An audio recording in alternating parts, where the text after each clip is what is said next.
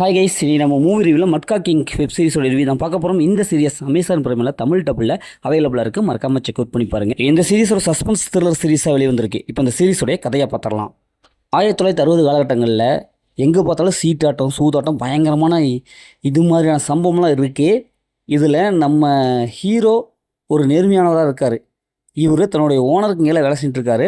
அவருடைய ஓனர் இதே மாதிரி சீட்டாட்டமெல்லாம் நிறையா அப்படி இப்படின்ட்டு இல்லீகலாக நிறைய விஷயங்கள் பண்ணிகிட்ருக்காரு. இருந்தாலும் ஹீரோ அந்த அளவுக்குலாம் பண்ணல, நேர்மையாக இருக்கணும்னு சொல்லிட்டு நேர்மையாக இருக்கார்.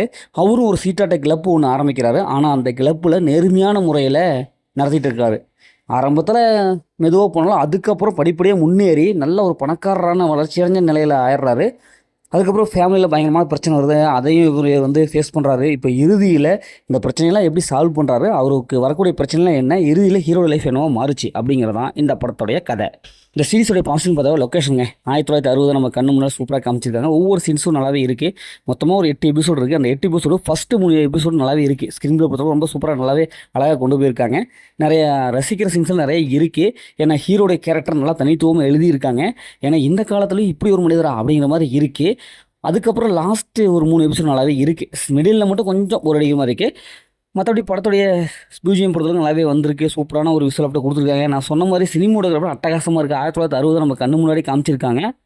இந்த சீரிஸோட மைனஸ்னு பார்த்தாவே மிடில் வர போர்ஷன் கொஞ்சம் லேக் அடிக்குது, கொஞ்சம் ஜவ்வாக இழுகுது. இன்னும் கொஞ்சம் கட் ஷாட் போட்டு ட்ரீட்மெண்ட் எடுத்துருக்கலாம். அதேமாதிரி ஒரு சில சீன்ஸாக ப்ரிடிக்டபுளாக இருக்குது. என்னதான் இவங்க ரசிக்கிறமான சீன்ஸ் எல்லாம் கொடுத்துருந்தாலும் ஸ்க்ரீன் ப்ளே பொறுத்தளவு ரொம்ப ஸ்லோவாக போகுது. கொஞ்சம் பொறுமை வேணும். இந்த வெப் சீரிஸை பார்த்து முடிக்கிறதுக்கு பொறுமை வேணும். அந்தளவுக்கு தான் இருக்குது. இந்த சீரிஸில் அந்த மாதிரி சீன்ஸ்லாம் இருக்குது. அதனால் ஃபேமிலி தவிர்த்து தனியாக பாருங்கள். மொத்தத்தில் எப்படி சூப்பராக சொன்னாங்கன்னா இந்த சீரியஸ் ஒரு ஒன் டைம் வச்சப்போ தான் நாங்களும் சொல்கிறேன்.